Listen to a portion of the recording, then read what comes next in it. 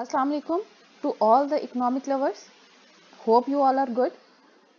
आज हम economic series के एक और टिडबिट्स के साथ आए हैं, ठीक है, जिसमें एक इंटरेस्टिंग जो टॉपिक है उसको हम डिस्कस करेंगे।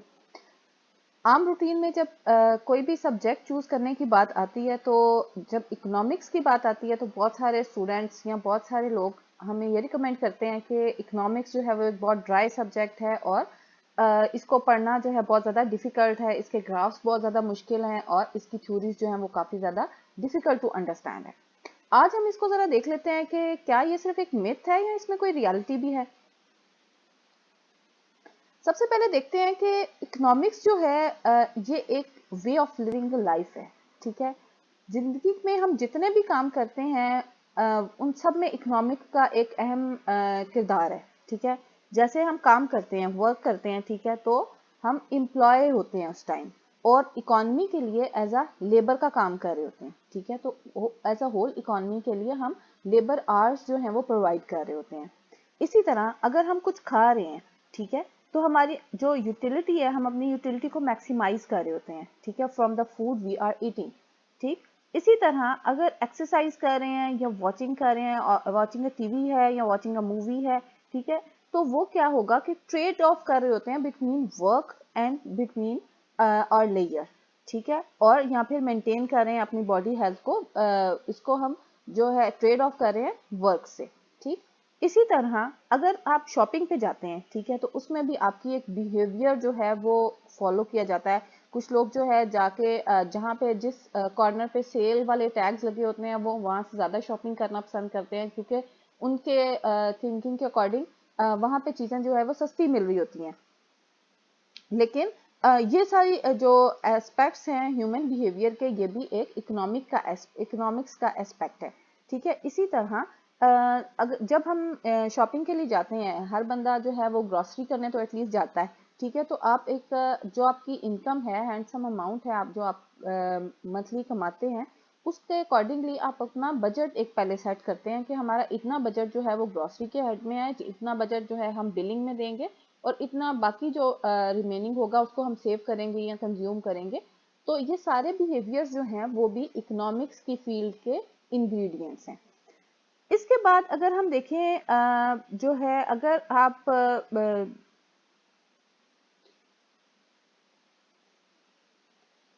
ब्रांचेस ऑफ इकोनॉमिक्स की बात करते हैं, ठीक है, बहुत सारी ब्रांचेस हैं इकोनॉमिक्स के अंदर। मैक्रो हो गई, माइक्रो हो गई, बिहेवियरल इकोनॉमिक्स है, बिजनेस इकोनॉमिक्स है, कंप्यूटेशनल इकोनॉमिक्स है, डेवलपमेंट इकोनॉमिक्स है, economics and quantitative economics, political economics, environmental economics, financial economics, Jio economics, health economics, industrial economics, transport economics, international economics, labour economics, monetary economics. ये सारी जितनी भी branches हैं, ये सारे भी इंग्रेडिएंट्स जो हैं इकोनॉमिक्स के, ये बेसिकली आपस में इंटरलिंक्ड होते हैं।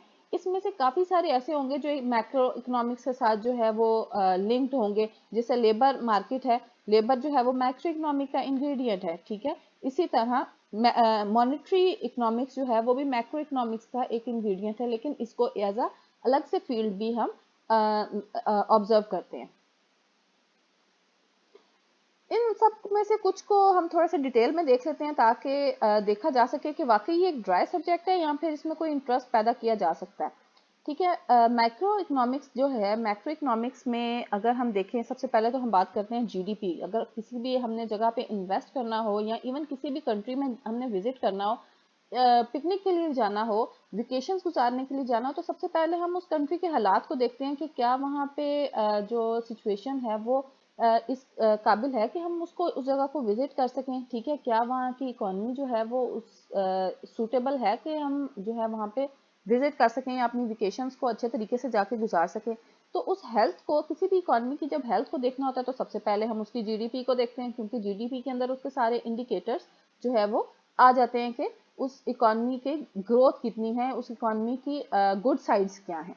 फिर उसमें सबसे आगे दूसरी बात जो है इन्फ्लेशन, जो कि हर बंदा जो है वो डेली ऑब्जर्व कर रहा होता है, हर बंदा इसका जो है वो शिकार हो रहा होता है डेली, क्योंकि प्राइसेस जो हैं चीज़ों की वो इंक्रीज हो रही होती है और हर चीज़ जो इन गुड्स एंड सर्विसेज हैं वो हर बंदा यूज़ कर रहा होता है। फिर एक्सचेंज रेट है, ठीक है। इसके साथ साथ इंटरेस्ट रेट है, सेविंग है, हर बंदे का पैटर्न ऐसी लाइफ को गुजारने का इसी तरह, एक रैशनल जो बंदा है उसका लाइफ गुजारने का पैटर्न इसी तरह का होता है कि वो कुछ अमाउंट को अपने पास सेव करता है ताकि अपने जो इमरजेंसी टाइम है उसके लिए वो उसको यूटिलाइज कर सके, और कुछ अमाउंट को वो इन्वेस्ट भी करता है ताकि वो अपनी जो स्टैंडर्ड ऑफ लिविंग है उसको बेहतर कर सके, और बाकी जो अमाउंट आती है उसको कंज्यूम कर लेता है। ठीक है। फिर इसके अलावा भी इसमें बहुत सारे फैक्टर्स जो हैं वो इन्वॉल्व होते हैं, फाइनेंशियल चीजें इन्वॉल्व होती हैं, पॉलिसीज इन्वॉल्व होती है, गवर्नमेंट इन्वॉल्व होती है, पॉलिटिक्स इन्वॉल्व होती है। ठीक है। सो कौन सा ऐसा एस्पेक्ट है जो कि मैक्रो इकोनॉमिक के हेड में नहीं आता। नेक्स्ट हम देखते हैं माइक्रो इकोनॉमिक्स को। Micro economics basically micro means single और माइन्यूट। ठीक है। तो इसमें बेसिकली हम इंडिविजुअल चीज को ज्यादा फोकस करते हैं। इंडिविजुअल जैसे कोई भी कंज्यूमर है, ठीक है, हर इकोनॉमी का हर मेंबर जो है वो कंज्यूमर है, इकोनॉमी का हर मेंबर जो है वो प्रोड्यूसर है, वो अपनी कोई ना कोई सर्विसेज जो है वो प्रोवाइड कर रहा होता है। इसी तरह अगर हम जब गुड्स एंड सर्विसेज को लेने के लिए मार्केट पे जाते हैं तो हमारा इंटरेक्शन जो है वो शॉपकीपर से होता है। ठीक है। शॉपकीपर भी एक एलिमेंट है माइक्रो इकोनॉमिक मॉडल का। फिर इसी तरह जो गुड हम परचेज कर रहे होते हैं, ठीक है, उसके ऊपर कुछ कॉस्ट आई हुई होती है और कुछ जो है वो प्रॉफिट शॉपकीपर लेता है, वो भी एक एलिमेंट है माइक्रो इकोनॉमिक्स का। फिर जिसने प्रोड्यूसर ने उसको प्रोड्यूस किया उसकी भी कुछ कॉस्ट आई है और उसने भी कुछ रेवेन्यू कमाया उसमें से। तो ये सारी चीजें भी माइक्रो इकोनॉमिक की थ्योरीज का हिस्सा होती हैं। इसके साथ साथ अगर हम देखें जो डिफरेंट मेंबर्स हैं इकोनॉमी के, जैसे प्रोड्यूसर हो गया, कंज्यूमर हो गया, ठीक है, मार्केट ओनर हो गया, कोई भी होगा, वो उसका जो मेन फोकस होता है वो अपनी यूटिलिटी को मैक्सिमाइज करना होता है। बेसिकली हर बंदा अपना अपनी बेहतरी चाहता है। ठीक है। उसके जितने भी डिसीजन होते हैं वो इस लिहाज से होते हैं कि वो अपने आप को बेटर ऑफ कर सके, अपने लिविंग स्टैंडर्ड को बेहतर कर सके। सो ये सारी चीजें जो है ये माइक्रो इकोनॉमिक्स का हिस्सा है। फिर बिहेवियरल इकोनॉमिक्स को देख लेते हैं। ठीक है। बिहेवियरल इकोनॉमिक्स में जो ह्यूमन बीइंग है वो डिफरेंट सिचुएशन में डिफरेंट तरीके से एक्ट करते हैं। ठीक है। अपने बेस्ट इंटरेस्ट को देखते हुए एक्ट करते हैं। जहाँ पे आपको लगता है कि अभी हमारी हेल्थ जो है वो इस काबिल नहीं है कि हम काम कर सकें, आप जो है वो छुट्टी ले लेते हो काम से। ठीक है। अपने काम और जो लेजर है उसको ट्रेड ऑफ कर देते हो एक दूसरे के साथ। फिर जब आपको लगता है कि आपको कंजप्शन की ज्यादा जरूरत है, सेविंग जो है वो बाद में भी हो सकती है, तो हम ट्रेड ऑफ कर देते हैं इसके साथ। फिर कोई डिफिकल्ट टाइम किसी के ऊपर आता है तो जो सेविंग वाली मनी होती है वो हम यूटिलाइज भी कर देते हैं। तो अपने बेस्ट इंटरेस्ट को देख के हम अपनी लाइफ में डिसीजंस करते हैं, और हर एक जो इकोनॉमी का मेंबर होता है उसकी इसी तरह के पैटर्न ऑफ लाइफ होते हैं। फिर ट्रेड ऑफ करते हैं हम बिटवीन वर्क एंड पिकनिक, ये भी एक हमारा बिहेवियर है।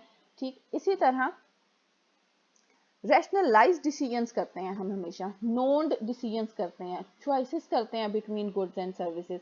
जब भी आप बजट की लिस्ट बनाते हैं तो जो लीस्ट प्रेफरेबल आइटम्स होते हैं उनको सबसे एंड पे रखा जाता है कि इनको हम नेक्स्ट किसी भी मंथ में देख लेंगे, अभी जो है वो जितने ज़रूरत की चीज़ें हैं हम उनको पहले कंज्यूम कर लें। ठीक है। तो ये हमारे सारे जो डिसीजंस होते हैं वो रैशनलाइज डिसीजंस होते हैं।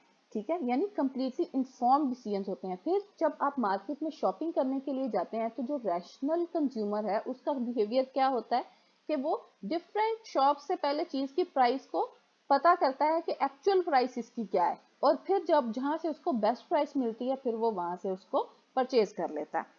फिर इसी तरह अगर नेक्स्ट हम देखें बिजनेस इकोनॉमिक्स की, बिजनेस इकोनॉमिक्स को, तो इसमें क्या बिजनेस का बेसिकली मोटिव क्या होता है? ग्रोथ करना। ठीक है।